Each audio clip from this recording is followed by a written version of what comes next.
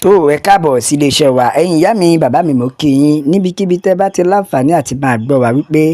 etí tẹ́ fi ń gbọ́ wa kò ní di bákan náà ojú tẹ́ sì tún fi ń rí wa náà kò tún ní fọ́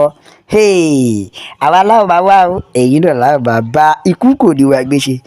Ǹjẹ́ ẹ ti gbọ́ Nelson Wike ti sọ̀rọ̀ ó ti sọ̀rọ̀ ó ní gbogbo ẹ̀yin tẹ́ ń pariwo ìyà ń jẹ yín lórílẹ̀‐èdè Nàìjíríà, gbogbo ẹ̀yin tẹ́ ń sọ pé ẹ̀rọ ń jẹjẹ, gbogbo ẹ̀yin tẹ́ ń sọ pé ebi ń pa yín, ó ní ẹ jẹ́ lọ gbóríyìn fún ààrẹ bàbá Tinubu nítorí ó ṣiṣẹ́ ribiribi. Ká má purọ́ kò parọ́ o, ó jẹ́ ká lọ gbóríyìn fún bàbá Tinubu o, torí nígbà tí bàbá Tinubu orí oyè ráìsì láti 35 or 38 ó bọ́ sí 87 lọ́wọ́lọ́wọ́ báyìí 100+ ní ara oríyìn kan náà nìyẹn. Ẹ̀wà láti 40 ó bọ́ sí 100+ ara oríyìn náà nìyẹn. Àbí ẹ wo ẹni bá ní bàbá ò ṣe bẹ́bẹ́ onítọ̀hún ò tí ì láǹdì Nàìjíríà ni o, nítorí àtidégò báyìí ó ṣeṣẹ́ owó NEPA owó náà mọ̀nàmọ́ná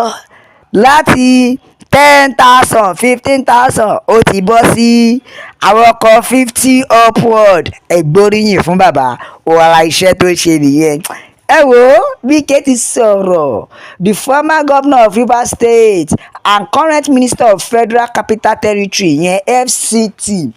Wike ó ti sọ pé gbogbo ẹ̀yin tẹ́ ń complain tẹ́ ń sọ pé nǹkan lọ sókè nǹkan wọn, ó ní kẹ́ ẹ gbóríyìn fún bàbá Tinubu ó ní iṣẹ́ ló ṣe ti rí pé iṣẹ́ náà ló ṣe. Bẹ́ẹ̀ ni o, the minister for the FCT ó sọ èyí di mímọ̀ pé ààrẹ Bọ́lá Tinubu sa gbogbo ipá àti agbára bàbá láti lè rí pé oúnjẹ wálẹ̀, láti lè rí pé ohun gbogbo wá sílẹ̀, wípé oúnjẹ wálẹ̀. Ó wá sọ ọ́ di mímọ̀, ó ní tó bá jẹ́ wípé ọ̀nà dáa ni, ó ní oúnjẹ máa lọ sílẹ̀, ó ní tó bá dẹ̀ jẹ́ pé ọ̀nà náà ò dáa oúnjẹ máa lọ sókè, tó túmọ̀ sí pé ọ̀nà lẹ fi ń jẹun Nàìjíríà. Una no go kill person o. Bẹ́ẹ̀ ni iṣẹ́ ni bàbá ṣe. Sandin láti 350 400 ó di 1,002. Kódà àwọn èèyàn owó bẹ̀ mọ́ ara iṣẹ́ kan náà ni ẹgbóríyìn fún wọn. Ẹ wo Wike sọ̀rọ̀ ó ní ṣe rí gbogbo ẹ̀yin tẹ́ ń complain wípé nǹkan wọn oúnjẹ ṣe gbá oúnjẹ ṣàwo ìlú ò fararọ, ó ní ẹ jẹ́ lọ gbóríyìn fún ààrẹ Bọ́lá Tinubu nítorí wípé bàbá ń sa gbogbo ipá wọn láti lè rí pé oúnjẹ wálẹ̀, láti lè rí pé ẹ jẹ oúnjẹ gidi. Ṣùgbọ́n bó tilẹ̀ jẹ́ pé wọ́n lọ́bọ̀ ń làágùn irun ara ẹ̀ ní ò jẹ́ àmọ́, ẹdìyẹ ń làágùn ara ẹ̀ ní ò jẹ́ àmọ́, ọ̀bọ ń làágùn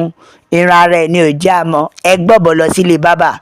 kẹ́ ẹ bá trim ẹ̀ sódà ẹ lè mọ̀ pé iṣẹ́ ló ń ṣe. Ẹ jẹ́ ká ka àtẹ̀jíṣẹ́ àwọn èèyàn. Bẹ́ẹ̀ ni o, àwọn èèyàn ń para wọ́n ní sórí gbogbo nǹkan tó ń sọ yìí last wọ́n ní ìgbà tí ò ti débi àwọn ẹbí ẹ ò lè mọ̀ lára.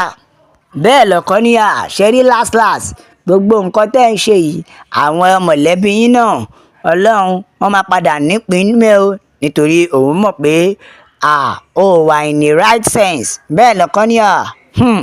Wike ó tún ní Ọlọ́run yóò ṣèdájọ́ òun àti ìdílé rẹ̀, èmi kọ́ ni mo sọ ọ́, don't come for me. Bẹ́ẹ̀ ni kan ní àwọn ò tiẹ̀ rò bóyá mínísítà yìí pó gbádùn, nítorí bóun ṣe ń wò yìí ó ló fẹ́ rẹ̀ wọ́n díẹ̀, nítorí àwọn dókítà gba wèrè ó ní wọ́n ní láti ṣiṣẹ́ lórí wọn, nítorí tí ò bá ṣe bẹ́ẹ̀ ni kò ní máa sọ because Mr. President ò tí ì gbọ̀n wọ́n gbẹ. Wọ́n ní ṣé torí Mr. President ò tí ì sáàkì wọn pé ìdí nìyí tó fi ń yìn tó fi ń èlé ẹ̀ tó fi ń sọ pé ó ṣe bẹ́ẹ̀ àbí ọkọ tí ẹ̀ ń gbé wọn ṣépè ní o àìgbọ́ búburú lẹ́nu abọ́ rẹ̀. bẹ́ẹ̀ lọ́kàn ní òun ti sọ pé kí bàbá yé mọ́ ọ gbọ́jà mọ́ ó gbé kínní ó gbé kejì pé ẹlẹ́kẹta yìí ò bá bàbá lára mu ó nítorí bí ìbá ṣe bẹ́ẹ̀ ni kọ́tọ̀kọ̀tàn tó ń sọ yẹn kò ní bọ́ta láti wá máa sọ ibẹ̀ lọ́kàn ti ní òun ti sọ fún yín tẹ́lẹ̀ pé bàbá yìí ò lágbára ọjà tẹ́ ẹ̀ ń gbé fún yín ẹ rọra máa gbọ́jà fún bàbá pé bàbá ti weak ṣùgbọ́n wọ́n ní wọn ò gbọ́ o ọkàn tiẹ̀ ní ọlọ́run ló máa dáríjì yín pẹ̀lú gbogbo bóyá igi ajé tẹ́ ẹ pín sí gbogbo agbègbè lẹ fi ń rò bóyá owó wà ọkàn tiẹ̀ ní you are very very stupid nítorí gbogbo nǹkan tó ń sọ yìí ìwọ náà mọ̀ pé irọ́ ló bá dé nítorí ìyà ń jẹ orílẹ̀-èdè nàìjíríà ìwọ ń sọ pé ó láì díà ẹwẹ́ ìyá mi bàbá mi Yorùbá nation láfẹ́ òmìnira ilẹ̀ Yorùbá ló jẹ wá lógún nílé lóko lọ́nà lẹ́yìn odi ẹ bá wa share ẹ bá wa subscribe ẹ tẹ̀ sójú ẹ̀ Yorùbá nation nìkan ní ọ̀nà àbáyọ bẹ́ẹ̀ lọ́kàn ní ṣé ọ̀nà tí ò dáa ló mú képo náà lọ sókè àrùn ló dẹ̀ jẹ́ kí owó mọ́tò wọn so ìdí nìyí tó fi sọ pé ká gbé kudos fún bàbá Tinubu tí ò ní plan ó ní tó ṣé tẹ bá sọ pé ọ̀nà ò dáa ló jẹ́ kó ń jẹ́ wọn ṣé ọ̀nà náà ò tún dáa ló jẹ́ kí epo náà wọ́n bẹ́ẹ̀ lọ́kàn tiẹ̀ ní sáwọn ará pípù yìí ṣọ́ ń ṣeré ni eléré pa ni wọ́n o pẹ̀lú gbogbo nǹkan tó ń sọ ìkọ́ má bá wọn sọ mọ́ wọ́n ní Mr. Wike ìka ènìyàn ni nítorí orí òótọ́ lẹ̀ kò sọ bẹ́ẹ̀ lọ́kàn tiẹ̀ ní ṣẹ́rí ọ̀gbẹ́ni Wike yìí wọ́n ní ó nílò láti ṣiṣẹ́ lórí wọn gan nítorí nígbà tó bá ń sọ̀rọ̀ pé ọ̀nà da ọ̀nà ò dá ó ní ṣé ọ̀nà yẹn náà ló jẹ́ kí gbogbo nǹkan ó wọ́n tó dẹ̀ jẹ́ pé ṣọ́nà náà ló fa removal of fuel subsidy nínú ìlú oníṣọ́nà náà ló wọ́n ní Wike ó nílò láti rorí o nítorí kọ́tọ̀kọ̀tàn lọ́nìpọ̀dà pé bàbá ń sọ nóbi mi sọ o nóbi mi tọ́ka yes bẹ́ẹ̀ ni nóbi mi tọ́ka ọkọ tiẹ̀ ní ẹgbẹ́ kúdòsì fún ààrẹ bàbá Tinubu ó ti ṣiṣẹ́ gidigidi nítorí ìyàn àti ebi tó mú orílẹ̀-èdè yìí náà ara iṣẹ́ kan náà nìyẹn ìyàn àti ebi tó mú orílẹ̀-èdè ara iṣẹ́ kan náà nìyẹn ibẹ̀ lọ́kàn ni ẹ má wọ́rí o kí 2027 tó dé wọ́n á kàn gbọ́ pé ààrẹ miss ni nóbi mi tọ́ka mo don't come for me bẹ́ẹ̀ ni o nóbi mi tọ́ka ẹ wọ ẹ̀yin ìyá mi bàbá mi ẹ share ẹ like ẹ comment ẹ tẹ̀ sójú ẹjọ́ yàrá èèyàn pé Yorùbá nation nìkan ní ọ̀nà àbáyọ la fi ń sọ fún yín pé àgbẹ̀ oníroko títí kó gbàgbé ilé bó pẹ́ bóyá onílé ara ilé God bless Yorùbá nation ó dàbọ̀.